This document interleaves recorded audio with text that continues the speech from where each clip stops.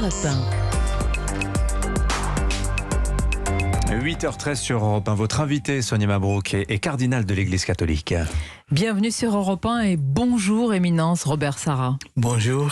Merci d'être avec nous. Vous incarnez une figure emblématique de l'Église.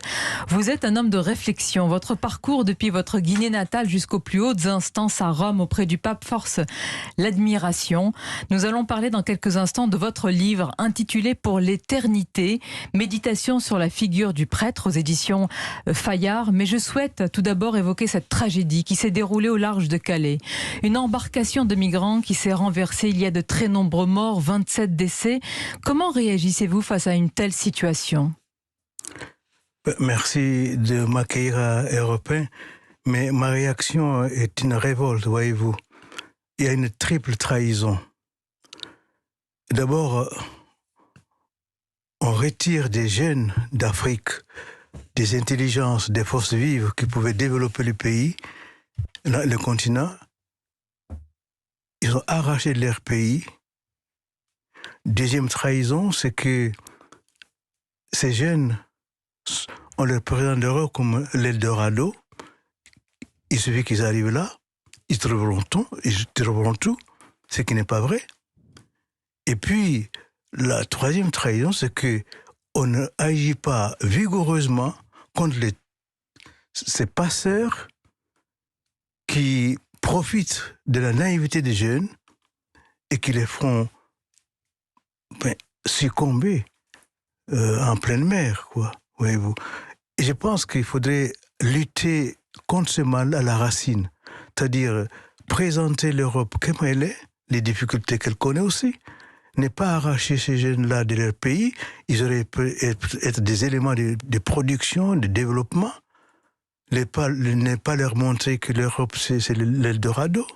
Et punir ces passeurs qui les exploitent avec des barques pas sûres. Oui. Vous avez eu, et depuis longtemps sur ce sujet, votre éminence, des mots très très forts. Dans votre précédent livre, intitulé « Le soir approche et déjà le jour baisse », voici ce que vous écrivez. L'entreprise multiculturaliste européenne exploite un idéal de charité universelle mal compris. Vous dénoncez, cardinal Robert Sarra, cet Eldorado, certaines associations humanitaires, il faut le dire, des ONG coupables à vos yeux de faire croire que les frontières n'existent pas aujourd'hui. Mais c'est une fausse idée de croire que les frontières n'existent pas, parce que de toute façon, chacun voudrait vivre dans son pays. Et tout le monde est heureux de vivre dans son pays. L'important, c'est vraiment de développer d'aider l'Afrique à se développer sur place, trouver du travail sur place, et que ces jeunes-là restent chez eux. Ils viennent ici, ils sont bloqués dans des camps, ils sont mal reçus, ils sont déçus. Ils essayent de passer comme cette dernière fois, ils voulaient passer en Angleterre. Ils succombent en pleine mer, quoi. Et je pense que la lutte est à prendre au sérieux pour maintenir les jeunes chez eux.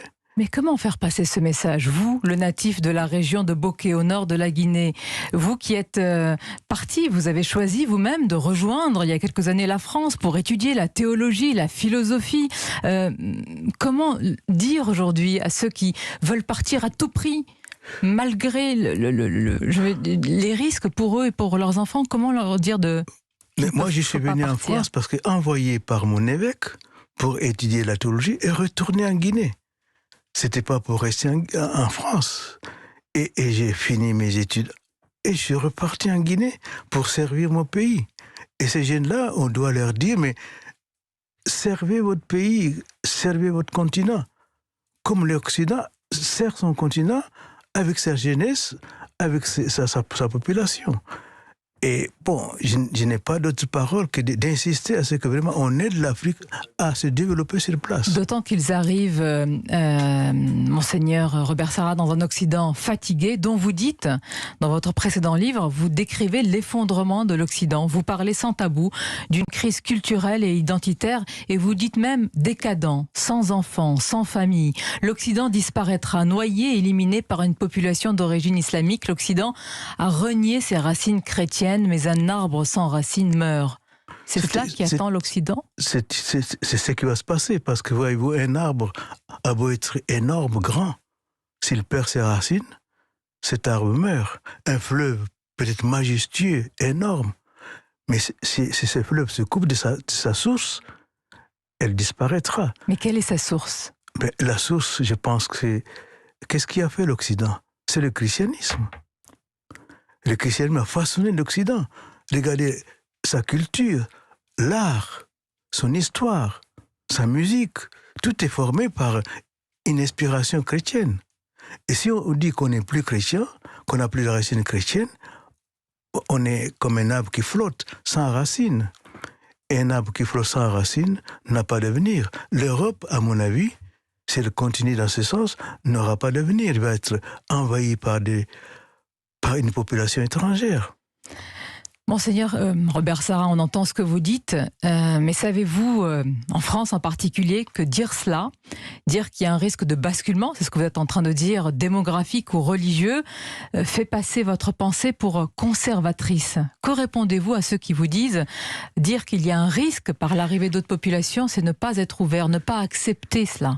Mais dites-moi, quelle est la personne ou la nation qui ne conserve pas son héritage, qui ne garde pas précieusement son héritage? Si on me considère comme traditionnaliste, je veux bien, mais mon idée, c'est que chacun garde ses racines, garde son origine, garde sa richesse culturelle, sa richesse historique, son héritage, et le communique à ses enfants, à ses petits-enfants. C'est ce que nous avons reçu, nous tous. Moi, j'ai reçu de mes parents ce que les parents ont reçu de leurs parents. J'ai reçu la culture occidentale et je vais essayer de le transmettre parce que c'est une richesse que j'ai reçue de vous. C'est ce que j'essaie de faire, moi. Je ne regrette pas du tout d'être venu en France et d'avoir une culture française. Vous dites à l'Europe, à l'Occident, cessez de vous autodétruire, en somme, si je vous entends bien. C'est une autodestruction, c'est vrai. Et bon, j'espère que l'Europe prendra conscience qu'il faut quand même discerner, qu'il faut évoluer, mais avec intelligence, tout en gardant ses racines, tout en gardant sa tradition. Récemment, le pape François a écrit un livre dans lequel j'ai retrouvé cette phrase hier. « Rejeter un migrant en difficulté, quelle que soit sa croyance religieuse, par peur de diluer une culture chrétienne, c'est déformer de manière grotesque, dit le pape François, à la fois le christianisme et la culture. » Monseigneur, quand je vous entends ce matin et quand j'ai lu cette phrase hier, je ne sais pas à quel saint se vouer. Ce n'est pas la même vision que vous avez, sans vouloir vous opposer de manière... Non, chacun a son analyse. Je ne désapprouve pas ce que dit le pape, c'est-à-dire l'accueil des migrants est un acte important, est un acte humain, hein, et l'accueillir avec dignité, c'est pas seulement lui donner un camp, lui faire dormir, lui donner à manger, c'est pas un accueil, ça. Mais lui donner une dignité, ça veut dire lui donner du travail, lui donner une instruction, lui donner une famille. Nous n'avons plus les moyens de cet accueil digne aujourd'hui en Europe, en Occident. Si vous recevez des milliers et des milliers, je ne sais pas si vous êtes préparé à accueillir tout ce monde. Je pense qu'il faut être réaliste, quoi. Et je répète, le meilleur accueil que vous pouvez offrir à ces migrants, c'est de développer leur pays, qu'ils restent chez eux. Non pas que vous ne voulez pas accueillir du monde, mais chacun est heureux chez lui. Venons-en à votre nouveau livre. Pour l'éternité, méditation sur la figure du prêtre. Pourquoi, dans une telle période qui secoue fortement l'Église, avez-vous choisi de consacrer un livre à la figure du prêtre?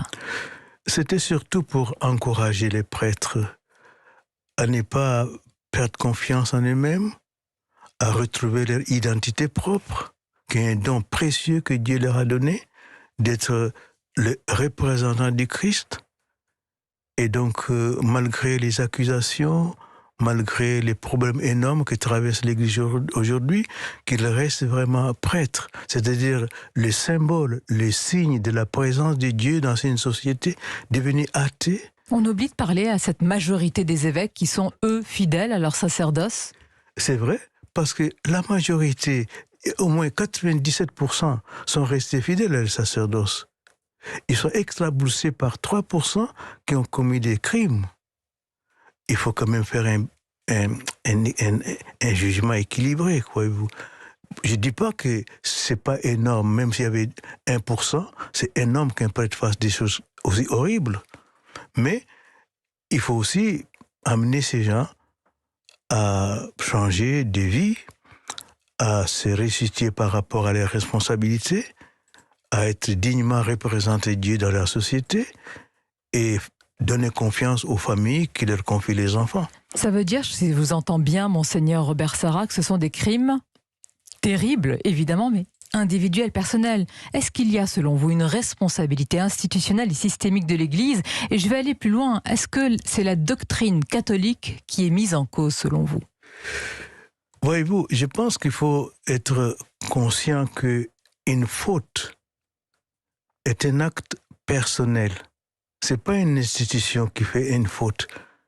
C'est une personne qui délibérément pose un acte condamnable. Alors, je ne pense pas que c'est la doctrine de l'Église. La preuve, il y a 77% qui restent fidèles à leur doctrine, qui restent fidèles à leur vocation. Donc, rien dans la doctrine catholique ne peut laisser penser ou donner à penser qu'un évêque est quelque part surpuissant et qu'il peut s'autoriser à de tels crimes? Quelqu'un qui a mal compris sa vocation, oui, il peut s'autoriser, mais dans l'Église, l'autorité, c'est un service. Comme le Christ a dit, je ne suis pas venu pour être servi, mais pour servir. Or, si je remplace le Christ, je suis là pour servir, être pasteur, conduire les gens vers ce qui est bien. Et donc, un évêque ou un prêtre peut outrepasser, peut avoir une conception à lui et prendre les services comme un pouvoir et écraser les autres. Mais ce n'est pas l'institution, ce n'est pas la doctrine chrétienne qui fait ça. C'est un acte personnel.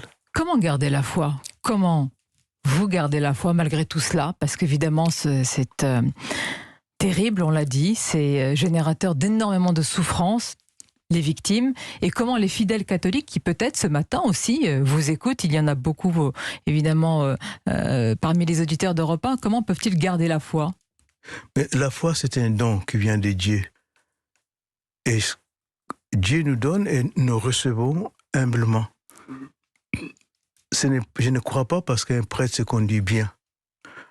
Je crois parce que Dieu m'aime, parce que Dieu me veut du bien, veut me sauver. Je fais confiance en Dieu. Et bien sûr, son représentant peut le représenter indignement, mais ce n'est pas pour ça que je crois. Voyez-vous. Mais je crois parce que c'est un don qui vient de Dieu et je fais confiance en Dieu. Je peux avoir un prêtre qui ne se conduit pas bien, ou qui me déçoit, ou qui me scandalise. Bon, je prie pour lui. Mais je ne peux pas perdre ma foi parce que mon curé ou mon évêque se conduit mal. Un don que vous avez eu venant, vous, Monseigneur Robert Sarah, d'une famille modeste d'agriculteurs, une famille non croyante en Guinée. Vous avez été l'un des plus jeunes évêques du monde. Lorsque Jean-Paul II vous nomme archevêque de Conakry en 1979, vous n'avez que 34 ans. Est-ce que vous vous considérez comme un symbole, une sorte de porte-drapeau du fait de vos origines ou de votre parcours? Non, je ne me considère pas comme un porte. Je suis un simple serviteur du Seigneur et je le remercie parce qu'il a fait de moi quelque chose que je ne pouvais pas imaginer quand j'étais tout petit garçon dans mon petit village. Je suis le fils unique d'une famille. Il est venu prendre ses fils uniques pour le conduire jusqu'à Rome. Je suis étonné. Ce n'est pas mon mérite. Je suis étonné de ce que Dieu a fait de moi. Et parce qu'il a fait des choses merveilleuses, je dois lui rendre ça. Je dois proclamer la vérité. Je dois proclamer sa doctrine. Rien ne doit m'effrayer. C'est un service humble de reconnaissance que je rends à l'Église. Et si je vous ai posé cette question, Éminence, c'est parce que certains imaginent, mais est-ce une utopie un jour, un pape noir? Est-ce que la question se pose ainsi ou est-ce qu'elle ne se pose pas comme cela pour vous? Je pense que la question, ce n'est pas d'un pape noir et d'un pape blanc. Que le Seigneur nous donne le pape qu'il faut pour notre pays, pour notre continent, pour notre monde, quoi. Quelqu'un qui dirige le monde vers Dieu. quelqu'un qui renforce la foi des gens, quelqu'un qui donne une assurance, quelqu'un sur qui Jésus peut répéter, tu es pierre, et sur cette pierre, j'ai bâti mon église. Toi, renforce la foi de tes frères. Qu'ils soient blancs, qu'ils soient noirs, ça n'a pas d'importance.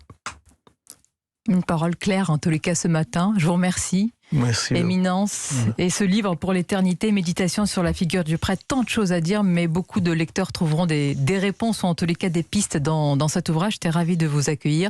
Merci d'être passé par le studio d'Europe 1 et à bientôt. Merci.